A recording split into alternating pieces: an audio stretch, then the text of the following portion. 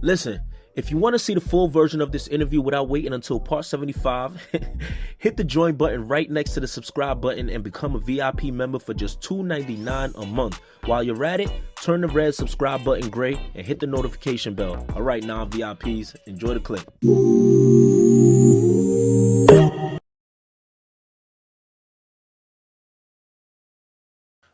The song My Confessions, literally one of my favorite songs. I think my favorite song. Okay, that's what's up. That's what's up. That's the last song I wrote. I know. I heard you say that. I'm like, yo, isn't that crazy? Like the project was wrapped up. What made you feel like, nah, it's not complete without this right here? That's crazy because the intro and My Confessions came day after each other. Wow. I wrote the intro the day before the tape came, like 2 days before the tape released or some shit like that. Yeah. Well, I didn't write it, but I recorded because I don't write. But which is crazy, by the way. All those bars, I'm DMing you bars. I'm like, there's no way. To hear that you didn't write these things, nah, bro. It's talent. I jot. So okay.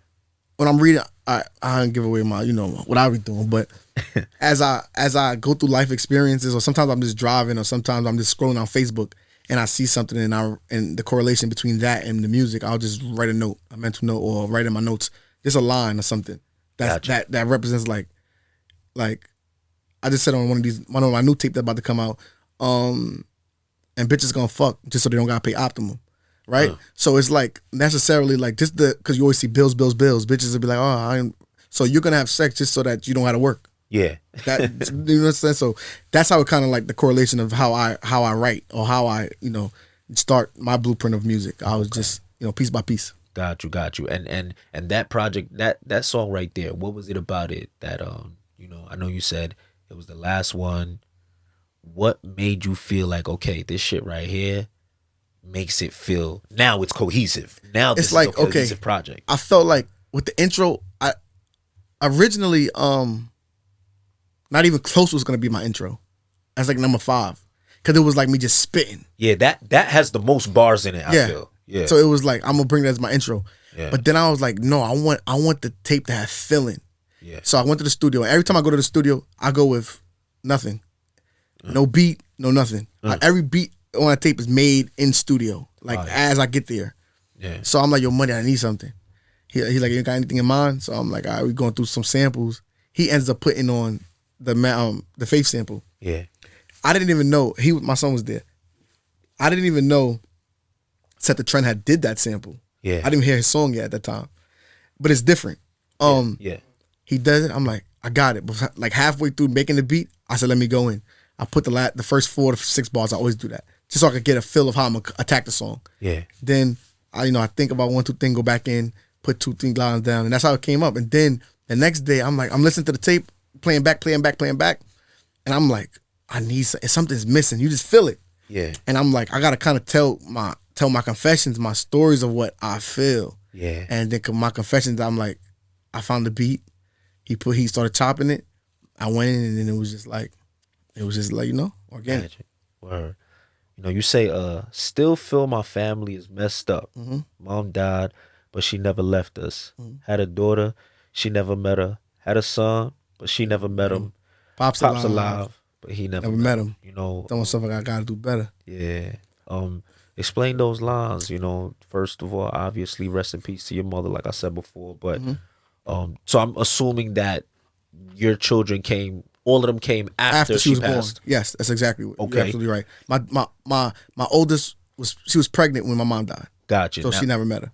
Boom. But that was not by choice. But my pops is alive. And he never met him, and that's what was the difference. Yeah. It was because that was that could be resolved. Yeah. So which is crazy of how life works is.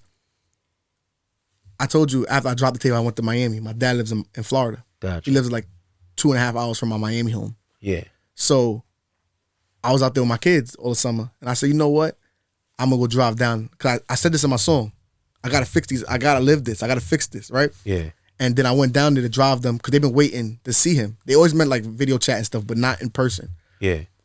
I'm only my son, but he was a baby, and he did, nothing he could remember. So I had all of them there. I said, you know what? We're gonna drive down. I drove down. They went fishing with with their granddad. They was happy, so excited. Yeah. And then 4 days later, he had a stroke and heart attack. Wow. So it was like He passed away too? No, my dad, but he's in the hospital. Gotcha. He's like Wow, you know, man. half and half. Gotcha. But it was, and he was so regular, and it was like something kept telling me. I was like, I'm gonna put it on. They're like, it just said go, go. You said this in your record, go. Yeah. You know. So I just happened to go, and then it was like he was waiting for that. Yeah, look how life works, man. Crazy.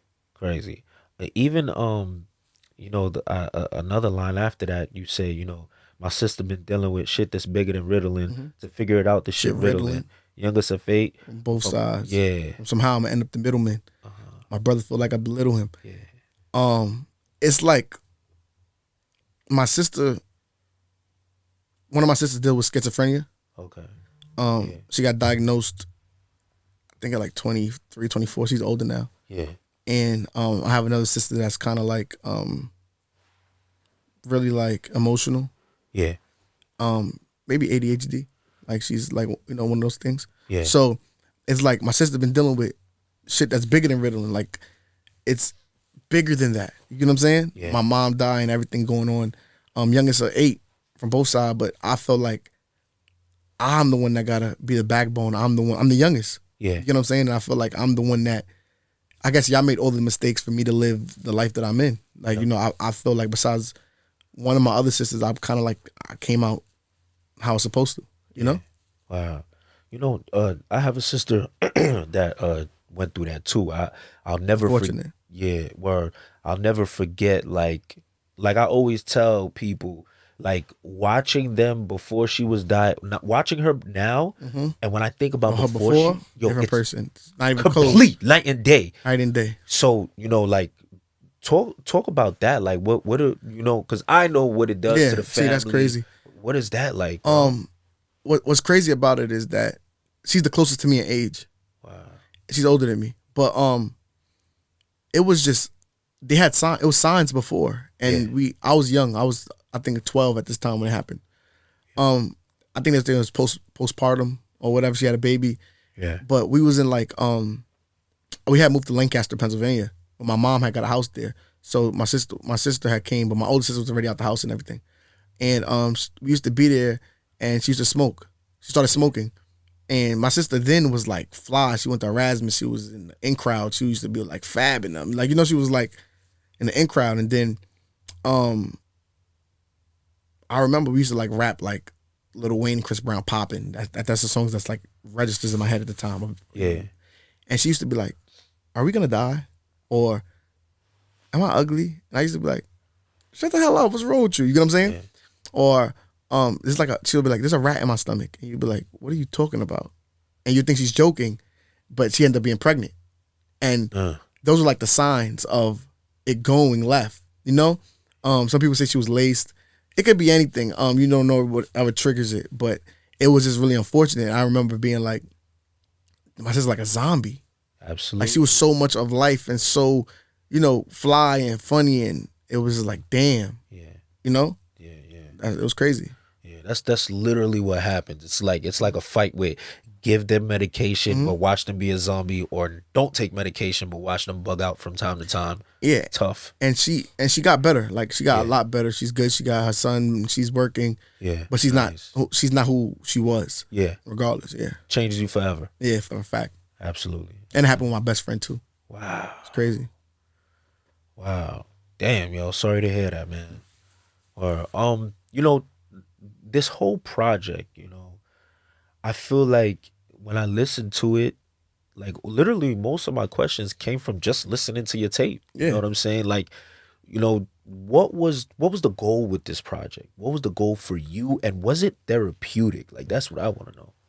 I spoke about that. That's crazy. The tape was just, it's like the album is what about, well, it's not an album, it's an EP. Yeah.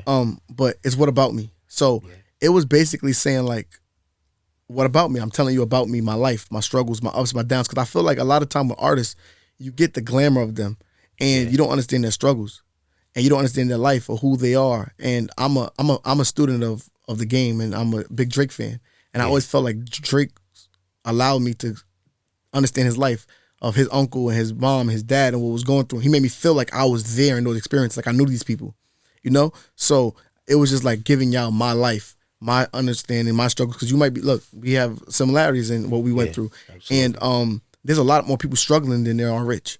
Yeah. So I'm always going to give you my struggles, and you got to make peace with that first.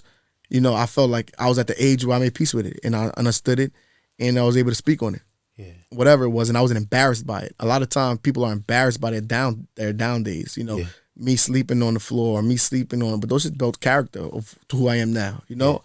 I came from that. Nothing I could have did about it. I wasn't underprivileged. My mom took care of me. My dad had money, so it wasn't like I was underprivileged. But I had hard times, you know, with life and family, and those things always happen. Gotcha. Well, shout out to you. Like I feel like and I said this off camera, so I like to, if I give you a compliment off camera, I gotta do it on camera too. I feel like in New York, I feel like a lot of us blogs and a lot of the platforms, we kind of dropped the ball, like, because for such talent to be coming out of our city, we gotta tap in and get behind this and push this to you know what I mean, as far as we can, you know what I'm saying? I totally understand that, and I commend you, and I appreciate you for that. No doubt. But that's what the other part of what about me was. It was like, y'all mentioning all these other artists, but what about me? Like, I literally on my closing song, I say it, like, on my intro song, I said, like, New York City bloggers acting like I ain't the best in the city, and my verses ain't witty, like my cadences don't perfectly fit me. So it was just like you know, like, what about me? How y'all forgetting me in these conversations or in these topics and these things? Because it was a time where it was of me, and y'all remembered, and y'all was happy, but I guess, you know, I supported y'all. So there I go. Gotcha. The only thing I'll say, like, I'm gonna be honest, because I started, you know, telling people, yo, tap in with this, and the only thing they said was the inconsistency. Okay. That was the one thing they were like, they want to see you be more consistent. You know what I'm saying? How do you feel about that? At a point, I disagree, because a year ago, last year, the year before that, there's not an artist coming out of New York City that was like literally the biggest in the prime that I didn't work with that I could have worked with. You know what I'm saying? From Papa the Don Cuz Walk. One of the biggest records. At his peak, we had songs out. You understand? Jay Guapo. He had songs out. Siggy Black. We had songs out. The list is like extensive, even to where artists like Stumbles, that some people won't know now, but was a billion. I was working crazily at this time. I think I did fucking 15 videos in a year, and songs dropping crazy left to right. And then, you know, sometimes you gotta recoup. I feel like people want you to be consistent when you gotta live. Music is living. You gotta experience the world. I gotta travel. I gotta give you my experiences. I gotta let it sit in. I gotta see how I feel about it. I gotta break up with my girl. I gotta, you know, go be down. I gotta hustle. I gotta deal with my kids' attitudes. I gotta deal with 4 of them. You understand? I gotta deal with 3 baby mothers and 3 different personalities. And me being a everyday dad with my children staying with me. So I gotta get through these things first. You get what I'm saying? And I still gotta make money. So I felt like I had to mature the music. I took a little break, matured the music, dropped Die Young with Maury. You know, and then it was just like, then I was able to give y'all, you know, what I wanted. Gotcha. Well, Yazier Belime, man, what could we expect next from you? Well, I'm about to drop another tape. In probably probably a week or 2. I'm just gonna drop it any day. It's pretty much done. It's called 5 p.m. After School. It's an EP. It's just nostalgic. It's just like a very familiar sound for people that's like our age. You know, I'm a few years younger than you, but it's from our time. Just like when you used to go home and watch 106 in Park, or watch Cousin Skeeter, or hear jingles in the commercials and shit like that. So it's just a lot of that, a lot of nostalgic sounds, familiar vibes, and, you know, just me spitting. So yeah, I think I'm gonna drop that any day now, or you know, and then I'm gonna drop my album. Gotcha. Within like end of the year, top of the year. All right. And then, so much for consistency. You know what I'm saying? They gonna get that consistency. Yeah, definitely. Bet. Listen, Yazier Belime, I appreciate your time. I appreciate the conversation. Like I said before, I tapped in with you because I heard how talented you are, and I heard the music, and I want nothing more than to see you go up, man. I See you be appreciate it. I successful. appreciate it, and the feeling goes both ways. You know, I hope that you get everything you want, everything you need, and you know that you get to as big as you can be and want to be. As well. Absolutely. Until next time, man. Yeah. But